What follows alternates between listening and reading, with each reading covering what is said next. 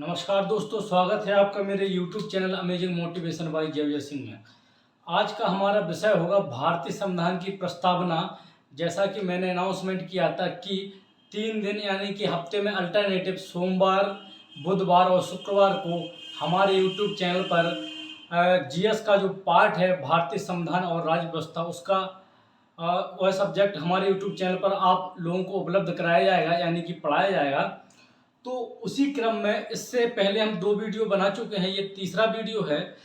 तो इस वीडियो में हम समझेंगे इस वीडियो के माध्यम से कि भारतीय संविधान की प्रस्तावना में जो शब्द हैं, जैसे कि हम भारत के लोग, समाजवादी, पंथनिरपेक्ष और लोकतांत्रिक, स्वतंत्रता क्या है, समता क्या है, न्याय क्या है, बंधुता क्या है, इन सारे शब्दों का अर्थ एक व्यापक रूप में समझेंगे, जिससे कि हम अपनी समझ को और विकसित कर सकें और ज़्यादा इन शब्दों का व्यापक अर्थ जान सकें।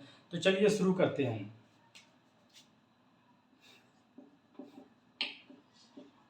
जैसे कि जो प्रस्तावना है इसे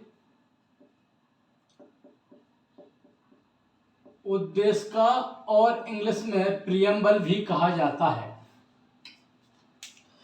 तो भारतीय संविधान की प्रस्तावना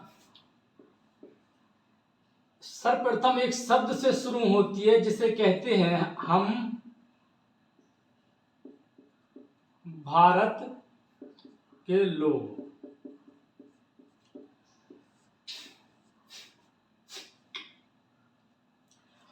तो इसका अर्थ समझते हैं कि हम भारत के लोगों का मतलब क्या है। तो प्रस्तावना साफ तौर पर इस बात को प्रदर्शित करती है कि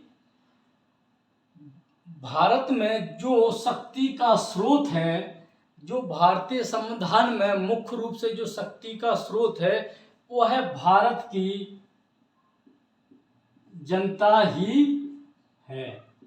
यानी कि जो कुछ भी निर्णय लिया जाएगा भारत देश के लिए, जो कुछ भी निर्णय लिया जाएगा वह जनता के द्वारा ही लिया जाएगा और इस सत्ता का आखिरी स्रोत भारत की जनता ही है।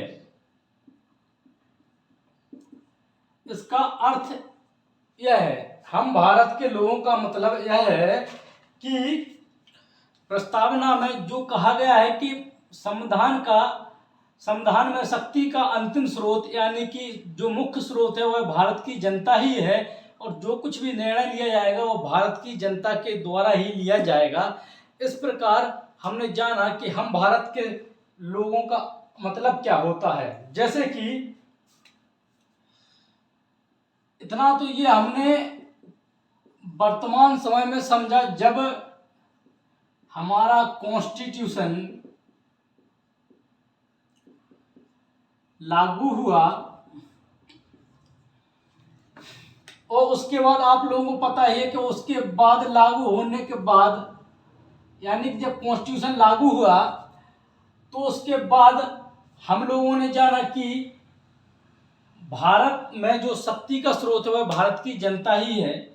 लेकिन अगर इतिहास पर हम नजर डालते हैं तो भारत में शक्ति का स्रोत बहुत पहले से भारत की जनता ही मानी जाती है।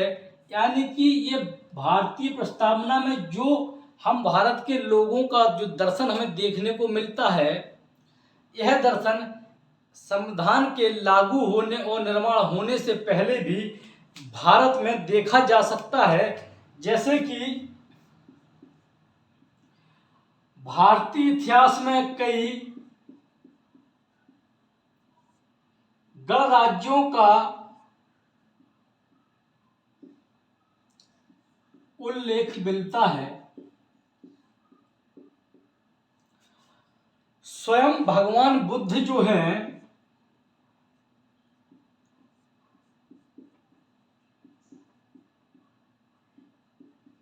कपिलवस्तु नामक गणराज्य से संबंधित थे। यानी कि यहाँ के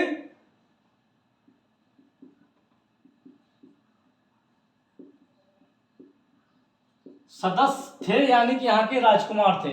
तो इस प्रकार के हमने जाना कि जो शक्ति का स्रोत भारत में जनता बहुत सदियों से रही है और इसी दर्शन को भारतीय संविधान में अपना लिया गया है। यानी कि इस शब्द से कहीं ना कहीं हम भारतीय लोगों की आकांक्षाएं और इच्छाएं जुड़ी हुई हैं। इससे पहले इतिहास पर अगर और नजर डालते हैं तो पाणिनि,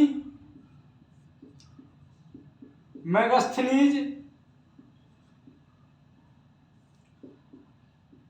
और कौटिल्य ने भी यह चर्चा की है कि भारत में जो साम्राज्य है उस समय की बात, वहां पर बहुत से साम्राज्य ऐसे हैं जहां पर भारत के लोग ही, यानी कि भारत की जनता ही शक्ति का स्रोत माने गए हैं। कुछ की बात कर रहा हूं, उस समय संपूर्ण भारत देश की बात नहीं कर रहा हूं, उनकी बात कर रहा हूं जहां जहां पर गणराज्य हुआ करते थे या गणराज्य का शासन था। तो इस प्रकार के हमने समझा कि हम भारत के लोगों का मतलब है कि भारत में जो शक्ति का स्रोत है, यानी कि जो भारत में जो शक्ति का स्रोत है वह भारत की जनता ही है और भारत की जनता ही यह निर्णय करेगी कि अंतिम निर्णय या अंतिम फैसला अगर किसी विषय पर लिया जाना है तो वह भारत की जनता के माध्यम से ही लिया जाएगा। अब वो बात अलग है कि निर्णय दो प्रकार से होता है। एक तो निर्णय प्रत्यक्ष तरीके से लिया जाता है और दूसरा अप्रत्यक्ष तरीके से लिया जाता है। प्रत्यक्ष तरीके में यह होता है कि जिस देश की जनता है, मतलब कि जिस देश की जनता है वह जनता डायरेक्ट किसी विषय पर अपना मत देगी। किस प्रकार की कि एक जगह एकत्रित होगी और वहां पर जाके अपना मत देगी, मौखिक रूप से या लिखित रूप से, यानी कि वोटिंग के माध्यम से या ओरल रूप से अपना क्या करेगी, अपना मत प्रकट करेगी कि किस विषय पर निर्णय लिया जाना है। और जिस विषय पर निर्णय लिया जाना है, जहां बहुमत होगा जिस विषय पर, वही निर्णय सब लोगों का मान्य होगा। ठीक है, ये तो इस प्रकार समझा कि निर्णय दो प्रकार से हो सकते हैं, प्रत्यक्ष यानी कि डायरेक्ट जनता अपनी भागीदारी से किसी विषय पर निर्णय सुना दे, या अप्रत्यक्ष।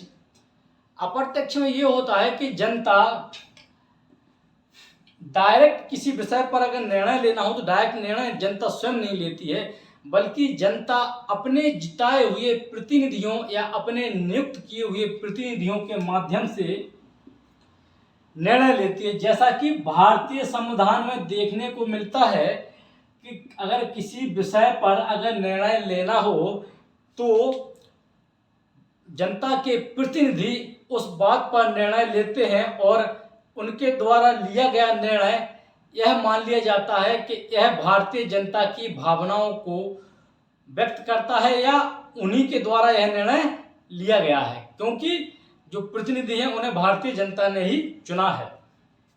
इस प्रकार के हमने इतना समझा। तो अब देखते हैं, जो अगर इस प्रकार से अप्रत्यक्ष रूप से जो निर्णय लिया जाता है, क्या उसमें कुछ कमियां हैं? तो यहां पर एक कमी निकल कर आती है कि जैसे वायदा में वुमेन्स के बारे में या किसी एक विशेष कास्ट के बारे में अगर निर्णय लेना है तो यहां पर ऐसा हो सकता है कि ये 100 लोग हैं, 100 लोगों में से अगर वोटिंग करते हैं प्रतिनिधि, या 100 प्रतिनिधि हैं या 100 लोग हैं, कुछ भी समझ लो, तो 70 लोगों ने इसके पक्ष में अपना निर्णय दिया और जो रेस्ट यानी कि बचे हुए 30 लोग हैं उन्होंने अपना निर्णय नहीं दिया, यानी कि इसके विपक्ष में निर्णय दिया। तो 70% जो जनता है इसका निर्णय मान्य होगा और 30% जो ये जनता है इसका जो निर्णय था वह अनदेखा कर दिया जाएगा, यानी कि माना नहीं जाएगा। तो इस प्रकार से जरूरी नहीं है कि अगर ये निर्णय जो जनता लेती है तो उसमें कुछ लोग उस निर्णय से सहमत नहीं होते हैं तो उन लोगों के निर्णय को अनदेखा कर दिया जाता है। बस एक थोड़ी सी कमी इसकी है, और यही कमी जो है लोग इसे लोकतंत्र से जोड़कर देखते हैं। यह लोकतंत्र की सबसे बड़ी कमी है, क्योंकि लोकतंत्र का जो मतलब होता है वो हम आगे बताएंगे कि लोकतंत्र का क्या मतलब होता है। लोकतंत्र का मतलब ये होता है कि जनता का शासन, चाहे वो डायरेक्ट हो या फिर चाहे इनडायरेक्ट हो। इतना क्लियर? चलो आगे समझते हैं।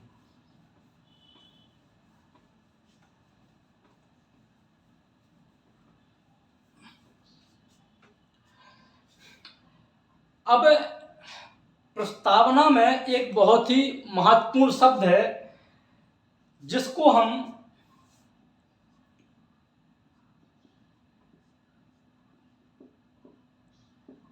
प्रभुत्व संपन्न कहते हैं। इसका क्या अर्थ होता है ये समझते हैं।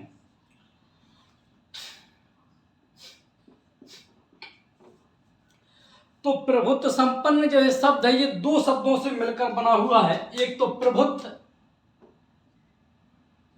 प्रभुत्व और दूसरा संपन्न।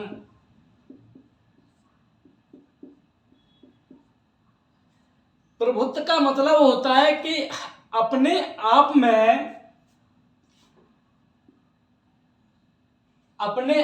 में पावरफुल होना, यानी कि स्वयं शक्तिमान होना, यानी कि स्वयं शक्तिमान होना या स्वयं के पास शक्ति होना, या स्वयं के पास शक्ति होना। और जब स्वयं के पास शक्ति होती है तो व्यक्ति निर्णय भी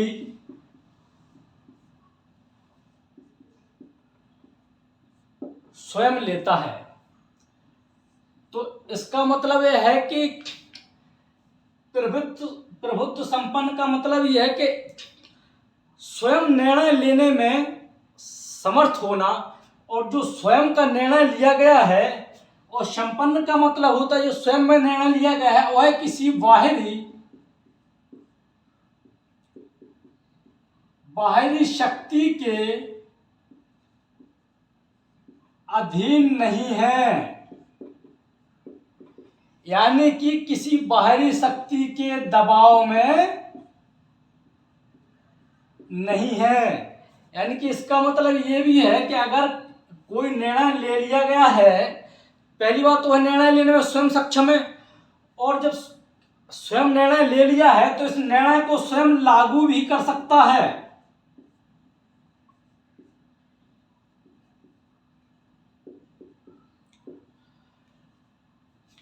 यानी कि स्वयं कोई निर्णय ले लिया है तो स्वयं लागू भी कर सकता है, और जो ये निर्णय लिया गया है यह किसी बाहरी शक्ति के अधीन नहीं लिया गया है, स्वयं निर्णय लिया गया है। ना ही इस निर्णय को किसी बाहरी शक्ति के दबाव के कारण बदला जा सकता है। प्रभुत्व संपन्न का ये मतलब होता है। तो भारत एक प्रभुत्व संपन्न देश है, जिसका मतलब ये है कि भारत अपने निर्णय स्वयं लेगा और स्वयं निर्णय लेने में सहायक है, और जो निर्णय भारत देश ने ले लिए हैं अपने लिए वह लागू भी स्वयं करेगा, और किसी बाहरी शक्ति या बाहरी नियंत्रण के दबाव में अपने निर्णय को नहीं बदलेगा।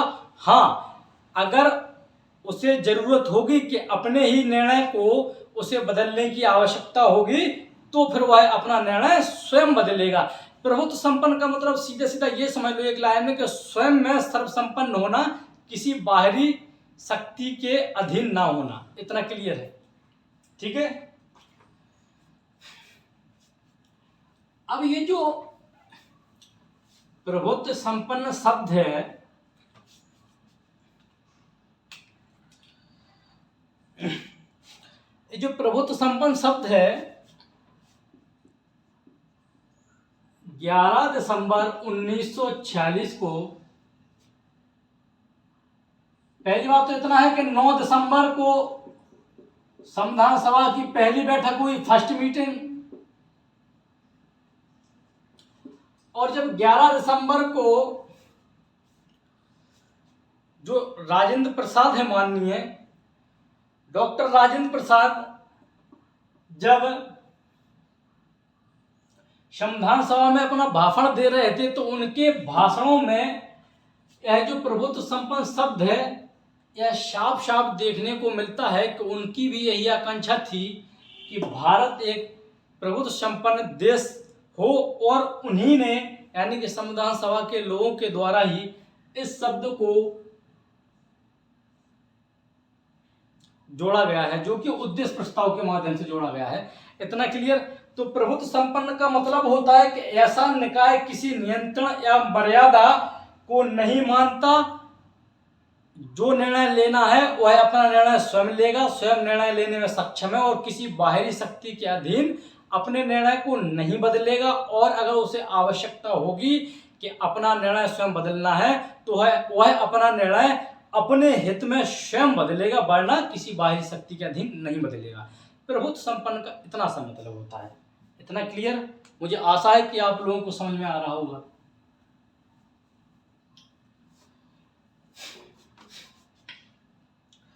अब प्रस्तावना का एक बहुत ही महत्वपूर्ण शब्द है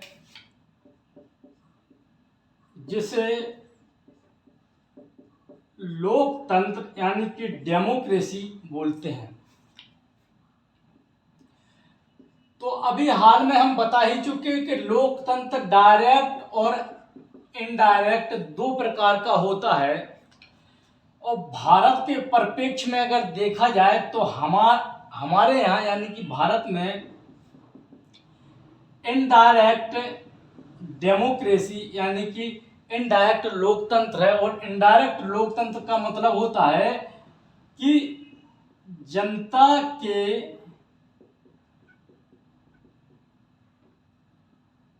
प्रतिनिधियों द्वारा निर्णय लेना। किसके लिए? जनता के लिए।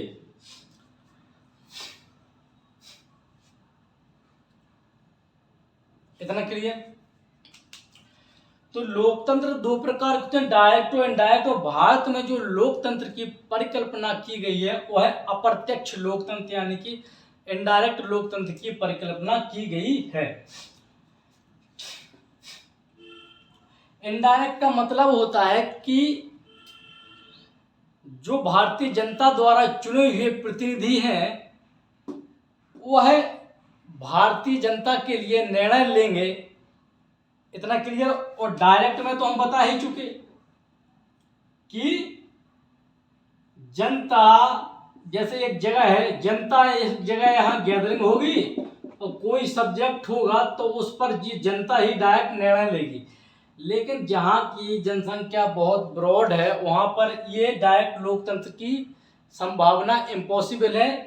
केवल एक और एक मात्र देश है स्विट्जरलैंड जहाँ पर डायरेक्ट लोकतंत्र है। बाकी अधिकांश देशों में जहाँ पर भी लोकतंत्र है अप्रत्यक्ष लोकतंत्र यानी कि इनडायरेक्ट लोकतंत्र ही है। इतना क्लियर?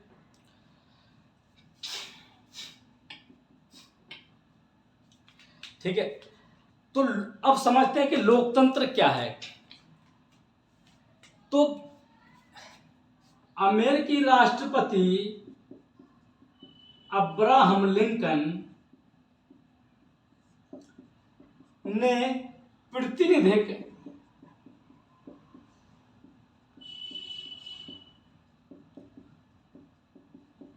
लोकतंत्र की परिभाषा दी थी। कहां पर दी थी? एक सम्मेलन हुआ था जिसका नाम था गेट्सबर्ग सम्मेलन। इसमें उन्होंने कहा कि लोकतंत्र जनता द्वारा जनता के लिए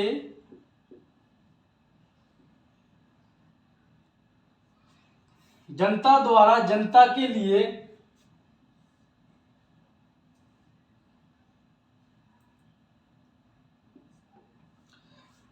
इसमें उन्होंने कहा कि लोकतंत्र जनता द्वारा जनता के लिए जनता का शासन है।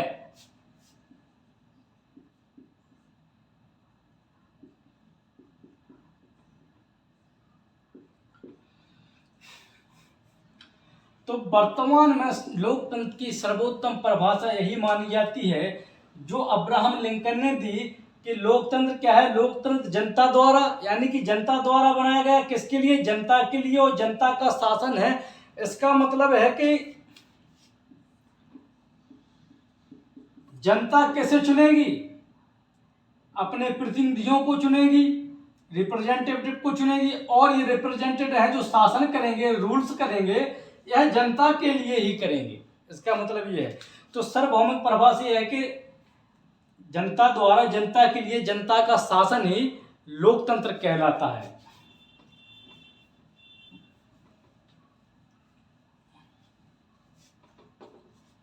तो हमने समझा कि लोकतंत्र क्या है। तो आगे चलो इस टॉपिक को थोड़ा और समझते हैं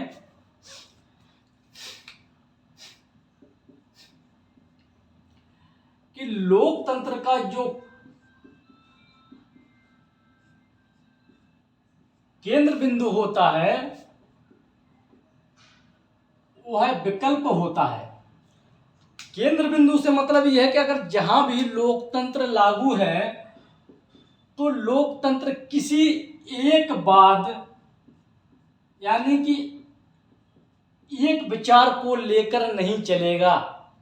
फिर चाहे वो विचार समाजवाद हो,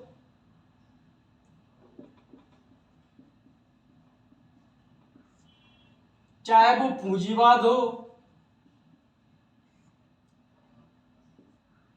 चाहे वो फेबियनवाद हो, चाहे वो मार्क्सवाद हो, यानी कि लोकतंत्र के केंद्र बिंदु में विकल्प हमेशा उपलब्ध रहता है। इसका मतलब यह है कि परिस्थितियों के अनुसार लोकतंत्र अपने आप को एडजस्ट करता रहता है और लोकतंत्र किसी एक विशेष बात या विचार को लेकर नहीं चलता है। यह लोकतंत्र की एक मुख्य विशेषता है कि लोकतंत्र कभी किसी एक विचार को लेकर नहीं चलता है। और जहां भी लोकतंत्र होगा, जहां भी लोकतांत्रिक सरकार होगी, तो लोकतंत्र जो है, डेमोक्रेसी जो है, यह सिर्फ लोकतांत्रिक सरकार की ही परिकल्पना नहीं करता, यानी कि लोकतंत्र से सिर्फ लोकतांत्रिक सरकार का ही गठन नहीं होता, बल्कि इसके अंदर लोकतांत्रिक समाज की भी परिकल्पना की गई है। यानी कि लोकतंत्र में ये नहीं है कि सिर्फ सरकार ही लोकतंत्र को, बल्कि लोकतंत्र के अंदर लोकतांत्रिक समाज की भी परिकल्पना की गई है कि जहां भी लोकतंत्र होगा एक ऐसे समाज का निर्माण करना है जिसका समाज भी लोकतंत्र आधार पर हो। यानी कि लोकतंत्र में क्या होता है कि लोगों को अपने विचार, अपनी अभिव्यक्ति, अपना विश्वास, अपना धर्म को मानने की स्वतंत्रता हो। तो ऐसे सरकार का भी निर्माण करना हो, ऐसी समाज का भी निर्माण करना है। समाज का मतलब सीधा सीधा कि ऐसे समाज का निर्माण करना है जो समाज के लिए ही काम आए, और जो भी समाज निर्णय ले वो समाज के ही पक्ष में हो। लोकतांत्रिक समाज का यह मतलब है कि समाज जो भी निर्णय लेगा वो किसके लिए लेगा? समाज के लिए। और ये निर्णय जो होंगे किसके लिए लेगा? समाज के लिए। और ये निर्णय किस पर लागू होंगे? समाज पर। तो इस प्रकार मैंने समझा कि लोकतंत्र सिर्फ लोकतांत्रिक समाज का ही नहीं, बल्कि लोकतांत्रिक सरकार और समाज दोनों इसके अंतर्गत समाये थे। ठीक है। तो चलिए फिर आगे जो भारतीय संविधान की प्रस्तावना में शब्द है उसे और समझते हैं।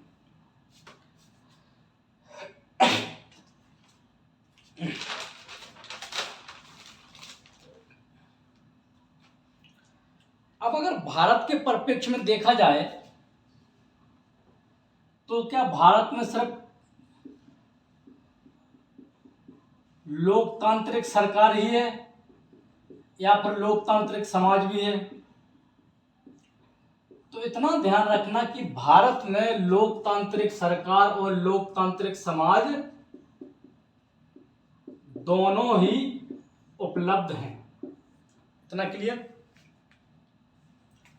अब आगे समझते हैं गणराज्य। भारतीय प्रस्तावना का जो महत्वपूर्ण शब्द है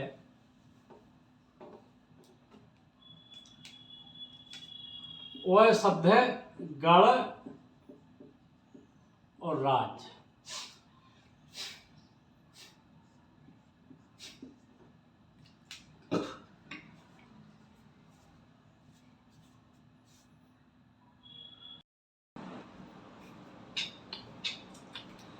तो ये गणराज्य का मतलब क्या होता है इसे समझते हैं। सर्वप्रथम तो जैसा कि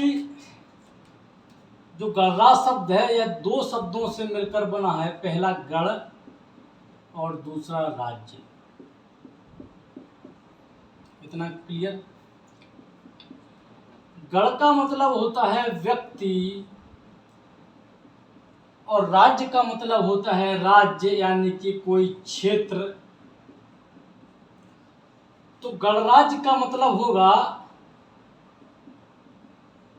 व्यक्ति या जनता, व्यक्ति मतलब जनता, व्यक्ति या जनता का राज्य। समझते जाना। गणराज्य, गणराज्य दो शब्दों से मिलकर बना है, पहला गण दूसरा राज्य। गण का मतलब होता है व्यक्ति या जनता और राज्य का मतलब होता है राज्य या क्षेत्र। यानी कि अगर संपूर्ण शब्द को मिलाकर देखते हैं तो गणराज्य का मतलब होता है व्यक्ति या जनता का राज्य। अब देखो, तो इसका मतलब यह हुआ कि गणराज्य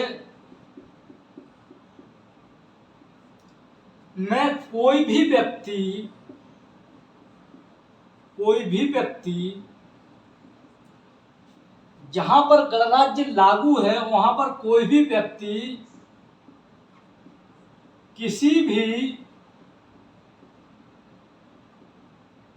संवैधानिक पद के लिए पात्र होगा, यानी कि किसी भी पद के लिए चुना जाएगा या निर्वाचित हो सकता है। तो गणराज्य का मतलब यह हुआ कि जहां भी गणराज्य लागू है वहां पर कोई व्यक्ति किसी भी संवैधानिक पद के लिए पात्र होगा या चुना जाएगा, इसके लिए कोई पाबंदी नहीं है।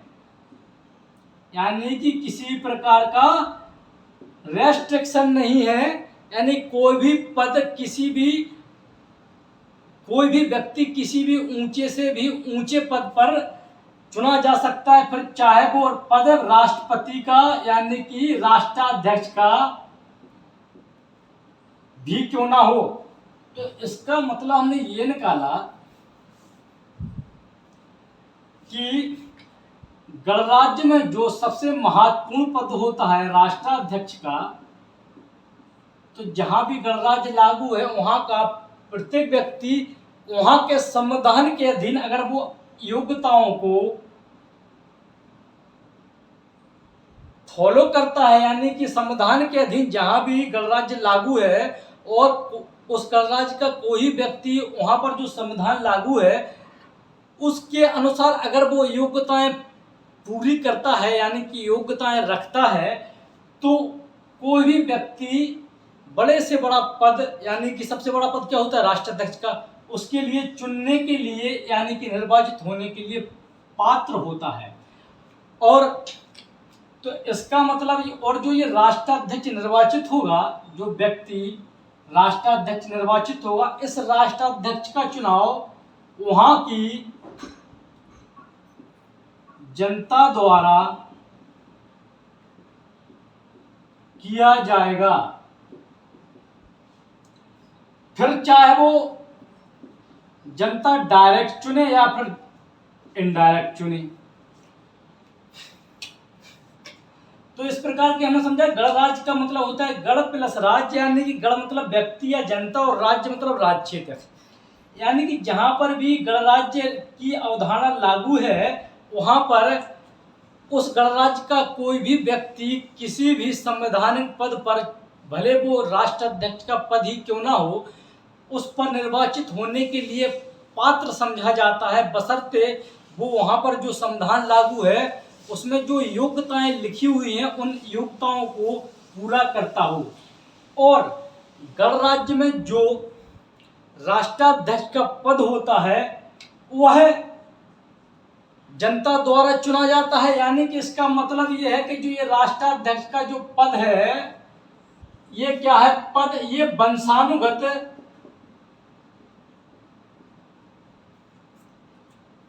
नहीं होगा, यानी कि वंशानुगत नहीं होगा। और वंशानुगत का मतलब होता है, वंशानुगत का मतलब ब्लड रिलेशन से होता है कि एक परिवार का अगर किसी का दादा राष्ट्राध्यक्ष है तो उसका फिर पोता राष्ट्राध्यक्ष होगा, फिर उसका लड़का राष्ट्राध्यक्ष होगा, यानी कि अगर ब्लड रिलेशन है एक परिवार में तो उसे हम वंशानुगत यानी वंश के आधार पर आगे बढ़ना, यानी वंश के ब्लड रिलेशन के आधार पर आगे बढ़ना ही वंशानुगत है। तो गणराज्य में जो राष्ट्राध्यक्ष का पद होता है वह भी वंशानुगत नहीं है, यानी कि वंशानुगत की अवधारणा यहाँ पर खत्म कर दी गई है और राष्ट्राध्यक्ष का पद जनता के द्वारा चुना जाता है। मुझे उम्मीद है कि आप लोगों को इतना समझ में आ रहा होगा। आगे बढ़े।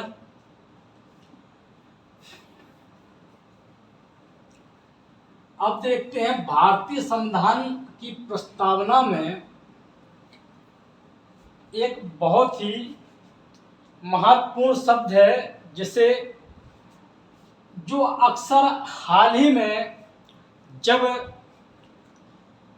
हमारी नई संसद भवन का उद्घाटन हुआ उसमें जो सांसदों लोगों ने जो शपथ ली तो उन्हें एक प्रतिलिपि दी गई भारतीय संविधान की प्रस्तावना की, तो उसमें समाजवादी और पंथ निरपेक्ष जो दो शब्दों का लोप था तो उसको लेकर काफ़ी विवाद हुआ है। तो इस विवाद पर हम एक वीडियो पहले भी अपलोड कर चुके हैं अपने इसी चैनल पर, तो आप लोग जाके उसे देख लेना तो आपका ये और ज़्यादा व्यू क्लियर हो जाएगा। दो पॉइंटों के बारे में, एक समाजवादी दूसरा पंथ निरपेक्ष। तो समझते हैं समाजवादी शब्द किसे कहते हैं। समाजवादी तो वह तरीका है कि इसे ब्रेक कर दो इस शब्द को। एक तो समाजवादी शब्द भाई दो शब्दों से मिलकर बना है, समाज, और दूसरा वादी यानी कि वाद। इतना क्लियर। और समाज की जो परिभाषा है यानी कि समाज क्या है, व्यक्तियों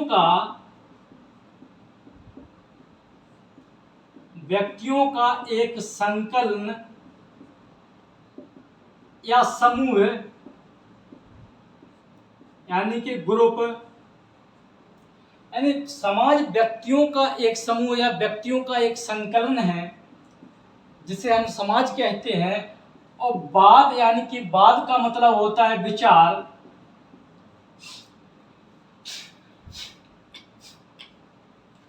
और जो इस प्रकार के विचार को अपनाता है, यानी कि जो इस प्रकार का विचार हो जो समाज के लिए हो, यानी समाज के बारे में सोचता हो, उसी विचार को हम समाजवादी विचार या समाजवादी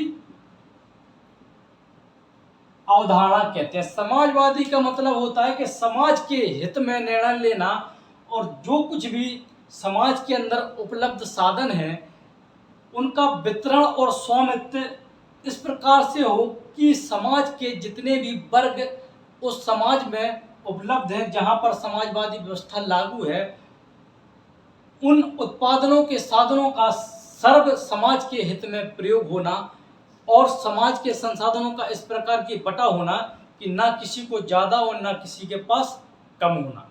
इतना क्लियर? इतना तो एक पूरा रूप में हमने समझा। तो इस प्रकार के हमने समझा कि समाजवाद जो है दो शब्दों से, समाज और प्लस वादी, यानी कि समाजवाद से मिलकर, दो शब्दों से मिलकर बना है। इतना भी हमने जाना।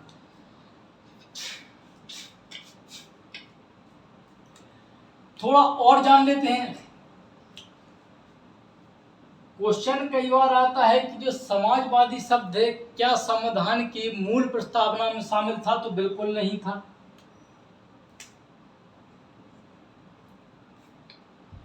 अच्छा, ये जो शब्द आता है कि समाज की प्रस्तावना मूल रूप में शामिल था, नहीं था। क्लियर? तो तुरंत मन में ये विचार भी आया होगा आप लोगों के कि पहले नहीं था तो फिर कब सम्मिलित किया गया? तो यह 42वां संविधान संशोधन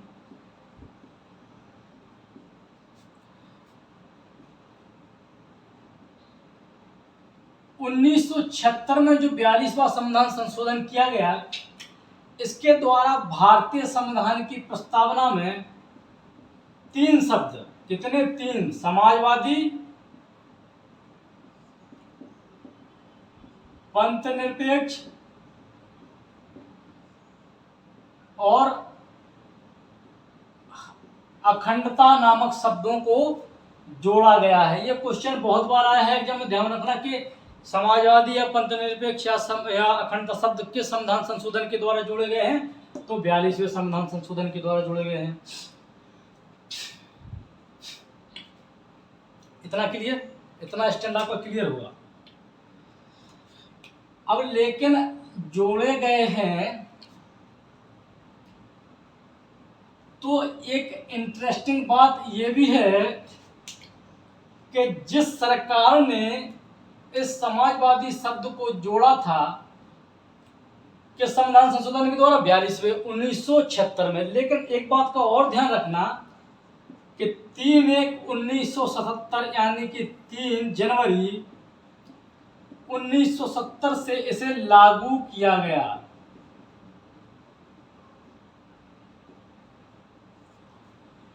इस कभी कभी लोगों को इन दो शब्दों में कंफ्यूजन हो जाता है, किताबों में लिखा रहता है। तो 42वां संविधान संशोधन कब हुआ? 1976 में। लेकिन ये शब्द जोड़े गए, यानी कि जोड़े किस संविधान संशोधन के द्वारा गए? 42वें के द्वारा। कब जोड़े गए? 1976 में, लेकिन लागू हुई 1970 से, 3 जनवरी 1970 से। लेकिन इसमें इंटरेस्टिंग बात यह है कि जिस सरकार ने यह संविधान संशोधन किया था, कौन सा संविधान संशोधन? ये 42वां संविधान संशोधन किया था, उसी सरकार ने क्या किया? गवर्नमेंट ने महज 15 वर्षों के भीतर अपने ही निर्णय को उलट दिया। आप कहोगे इसका क्या मतलब होता है? मैं कह रहा हूं कि जिस सरकार ने समाजवादी शब्द को 42वें संविधान संशोधन द्वारा सन 1976 में जोड़ा था, जो कि 3/1/1970 से लागू हुए थे, ठीक उसी सरकार ने, उस समय जो सरकार थी कांग्रेस की, ठीक उसी सरकार ने मात्र 15 वर्षों के भीतर ही अपने निर्णय को उलट दिया। जिसका कारण यह है कि 1991 में जब एलपीजी 1991 में जब एलपीजी अपनाया गया भारत के द्वारा,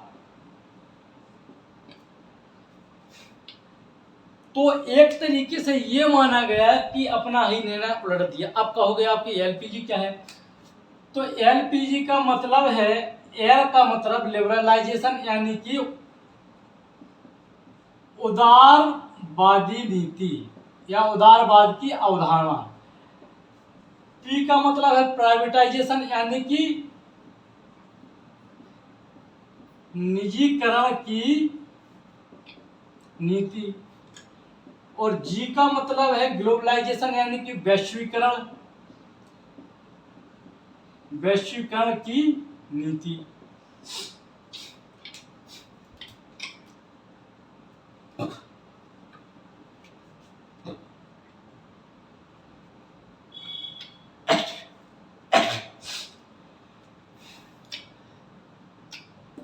तो जिस सरकार ने निर्णय लिया था, यानी कि शब्द स्थापित, उसी सरकार ने अपना निर्णय उलट दिया और 1991 में एलपीजी को अपनाया और एलपीजी के द्वारा निजीकरण की नीति अपनाई गई। अब आप कहोगे ये निजीकरण की नीति क्या है, तो इसे समझते हैं।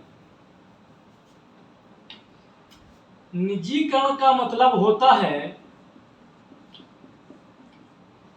कि जो पब्लिक सेक्टर है,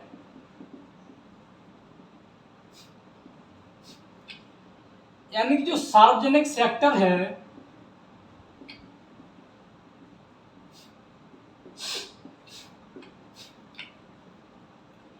जो सार्वजनिक सेक्टर है जिसका नियंत्रण अभी तक संपूर्ण नियंत्रण गवर्नमेंट यानी सरकार के अधीन था, तो सरकार ने पब्लिक सेक्टर को निजी कंपनियों के लिए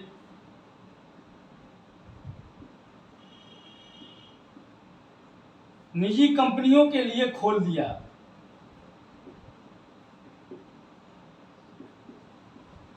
दिया। यानी कि सीधा सीधा प्राइवेटाइजेशन या निजीकरण का मतलब है कि पब्लिक सेक्टर को यानी कि सार्वजनिक सेक्टर को निजी कंपनियों के द्वारा बेचा जाना, या सॉरी निजी कंपनियों को बेचा जाना, यानी निजी कंपनियों को बेचा जाना।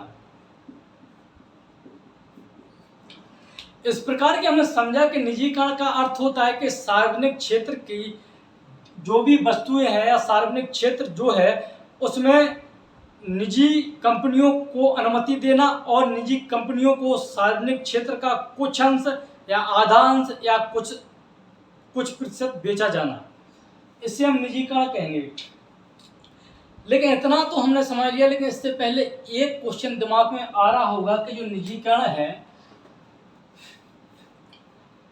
यह जब देश आजाद हुआ था, सॉरी जो ये समाजवाद शब्द है जब देश आजाद हुआ था, भैया तभी अपना लेते इस शब्द को, क्या जरूरत थी संशोधन करने की, बाद में अपनाया गया। तो इसका एक मेन कारण यह है, अगर कभी कोई इंटरव्यू के पर्पस से पूछता है कि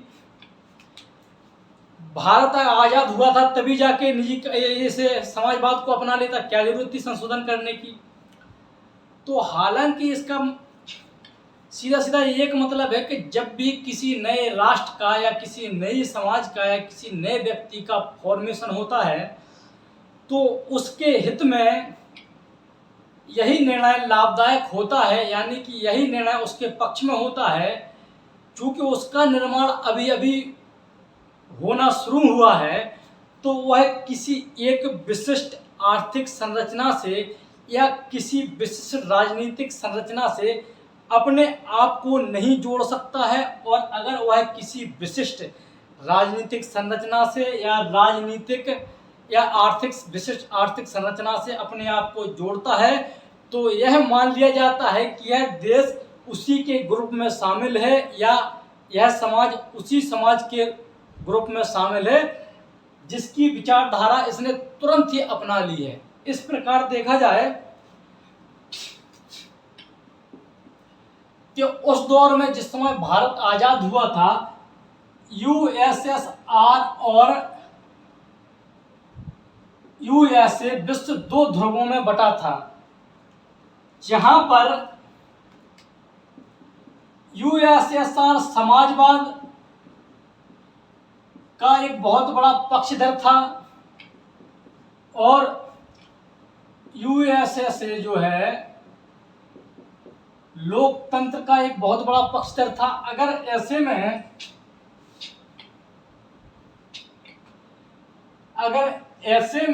अगर भारत अपने आप को समाजवादी देश घोषित करता तो ये मान लिया जाता कि भारत यूएसएस की राह पर या उसके खेमे में शामिल है, जो कि एक किसी भी नए राष्ट्र के लिए हितकर साबित नहीं होता है।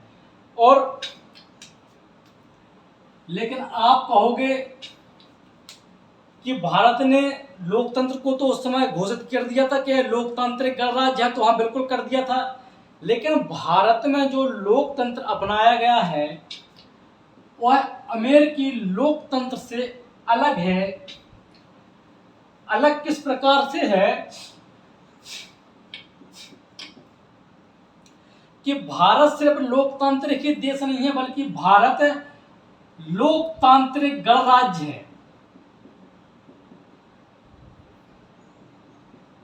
लोकतांत्रिक गणराज्य है, जिसका मतलब है, गणराज्य का मतलब बतला चुके हैं कि राष्ट्राध्यक्ष का पद भी निर्वाचित होगा, यानी कि वंशानुगत नहीं होगा, निर्वाचित होगा। और वो भी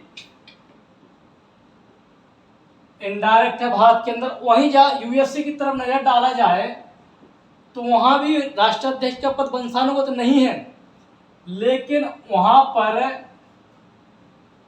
राष्ट्राध्यक्ष का जो पद है वहां की जनता के द्वारा वहां का राष्ट्राध्यक्ष चुना जाता है। ठीक है, इतना क्लियर। तो इस प्रकार से जो समाजवादी शब्द है भारतीय प्रस्तावना में बाद में जोड़ा गया। इतना व्यू हमारा क्लियर हुआ।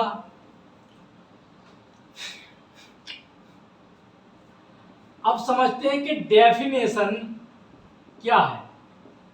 अभी तो हमने ये समझा कि समाजवादी शब्द पहले नहीं था तो क्यों नहीं था, बाद में जोड़ा गया, किस संविधान संशोधन के जोड़ा गया, और अगर पहले जोड़ते तो उसका अर्थ क्या होता, क्यों, क्या कारण था कि हमारे संविधान निर्माताओं ने पहले नहीं जोड़ा। अब समझते हैं कि समाजवादी जो शब्द है इसकी परिभाषा क्या होती है और क्या होता है समाजवाद। तो जो समाजवाद के अगर जनक देखे जाएं तो समाजवाद का जनक, समझते हो ना, समाजवाद का जनक कार्ल मार्क्स को माना जाता है। और कार्ल मार्क्स जर्मन के, यानी कि जर्मनी के दार्शनिक और अर्थशास्त्री थे।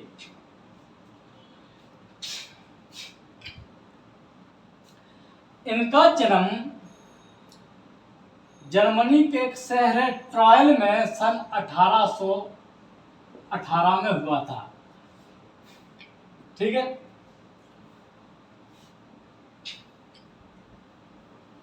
तो समाजवाद के जनक कौन माने जाते हैं? Karl Marx. लेकिन समाजवाद की जो अवधारणा है, जो समाजवाद का कॉन्सेप्ट है, वह 1789 की जो फ्रांस की क्रांति हुई थी,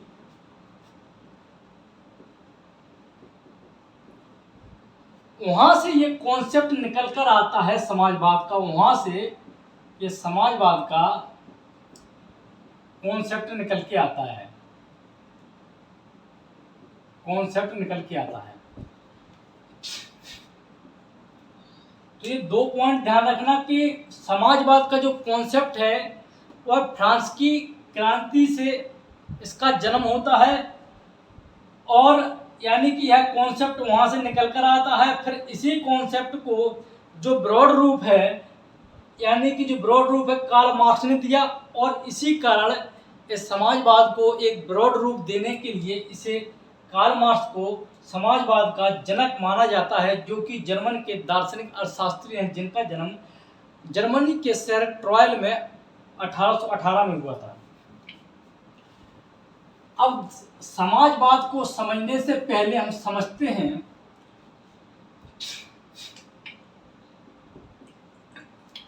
कि कार्ल मार्क्स की जो अवधारणा है, जिसे हम मार्क्सवाद कहते हैं, वह क्या है। फिर चलते हैं समाजवाद की ओर।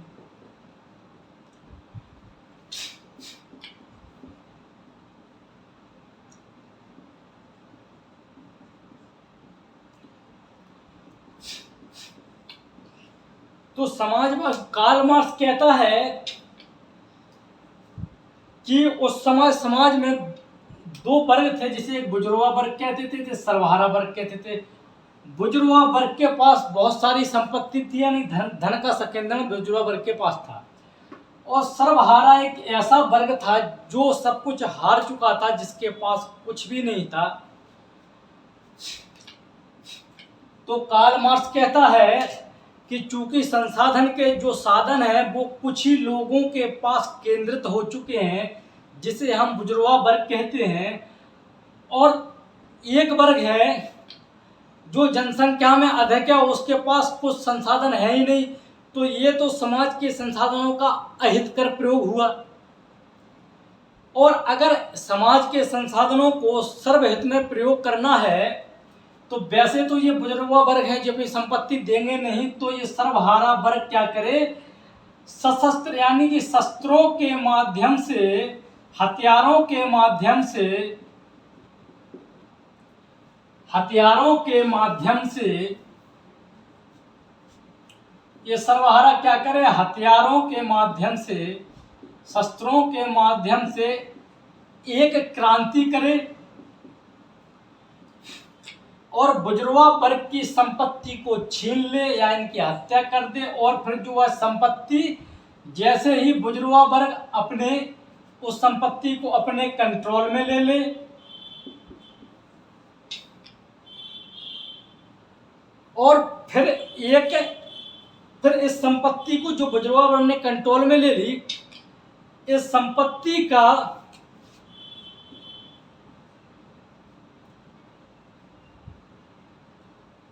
डिस्ट्रीब्यूशन और प्रोडक्शन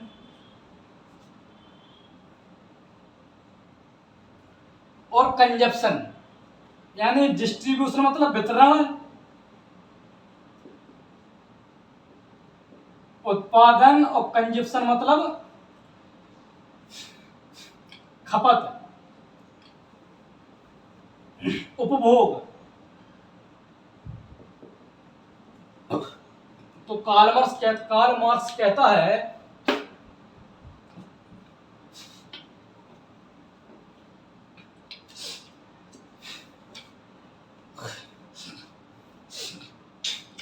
कि जो क्रांति है, इस खूनी क्रांति के माध्यम से सर्वहारा वर्ग बुजुर्गा वर्ग की संपत्ति को छीन ले, और जैसे ये संपत्ति छीनती है तो संपत्ति का जो वितरण हो वह इस प्रकार से हो कि जो समाज है सबको बराबर संपत्ति मिले। तो इससे एक विचार आता है, यहाँ से एक विचार उत्पन्न होता है कि समाजवाद वह अवधारणा है कि समाज में जितने भी संसाधन उपलब्ध हैं, कि समाजवाद वह अवधारणा है कि समाज में जितने भी संसाधन उपलब्ध हैं उनका प्रोडक्शन, डिस्ट्रीब्यूशन और कंजप्शन इस प्रकार से हो कि इसका प्रयोग सर्वसाधारण यानी कि सभी वर्गों के हित में हो, यानी कि सभी वर्गों को समाज के संसाधनों का लाभ मिल सके, इसे ही समाजवाद कहते हैं। लेकिन भारत में और ये काम करेगा कौन? स्वयं समाज करेगी, ऐसा कार्ल मार्क्स कहता है। ऐसा कार्ल मार्क्स कहता है कि सॉरी, ये समाज नहीं करेगी, क्या करेगी? ये जो समाजवाद है कौन करेगा? समाज करेगी। और ये कार्ल मार्क्स का अंतिम लक्ष्य है कि समाज ऐसा करे। इससे पहले कार्ल मार्क्स कहता है कि जब बुजुर्गा क्रांति होगी, तो ये जब बुजुर्गा क्रांति होगी यानी सर्वहारा लोग जो क्रांति करेंगे, ऐसे समझते हैं इसे, क्लियर हो जाएगा, अभी थोड़ा क्लियर नहीं हो पा रहा।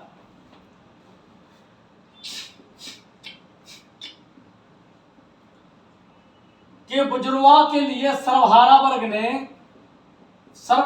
जो वर्ग है उसने क्रांति की, और क्रांति की तो इनकी जो संपत्ति है बुजुर्गा वर्ग की, वो संपत्ति छीन ली और अपने अंडर में ले ली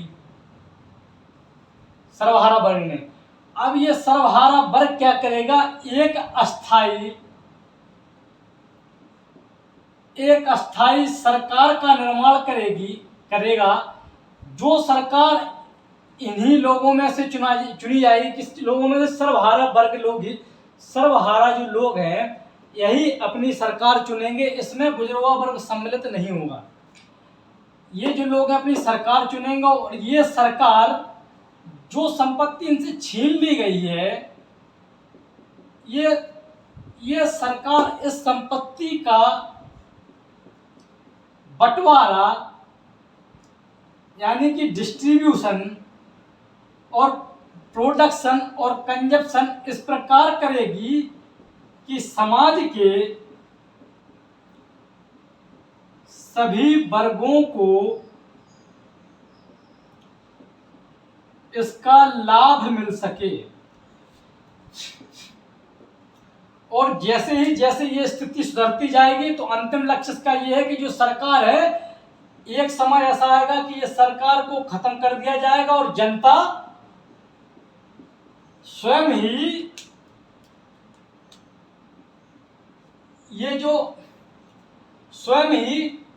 जो समाज के जो संसाधन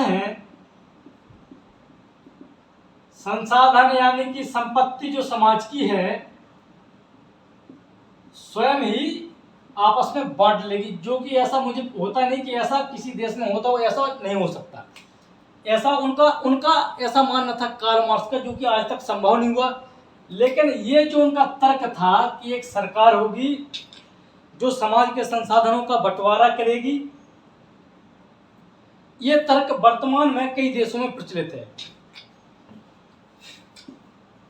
और इसी अवधारणा को यानी कि समाजवाद की एक ऐसी अवधारणा जिसमें सरकार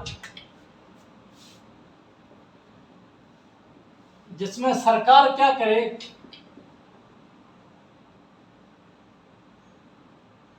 जिसमें सरकार डिस्ट्रीब्यूशन, प्रोडक्शन और कंजप्शन का काम करती है, इसी व्यवस्था को समाजवाद कहा जाता है। लेकिन अगर भारत के परिप्रेक्ष्य में देखते हैं तो यही व्यवस्था जो है लोकतांत्रिक समाजवाद है।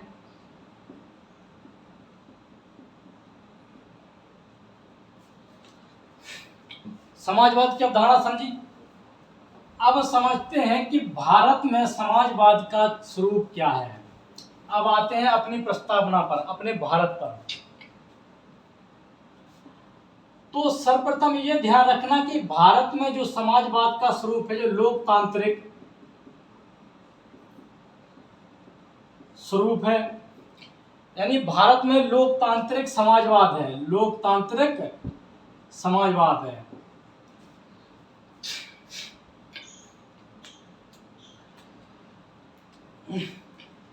भारत में क्या है? लोकतांत्रिक समाजवाद है।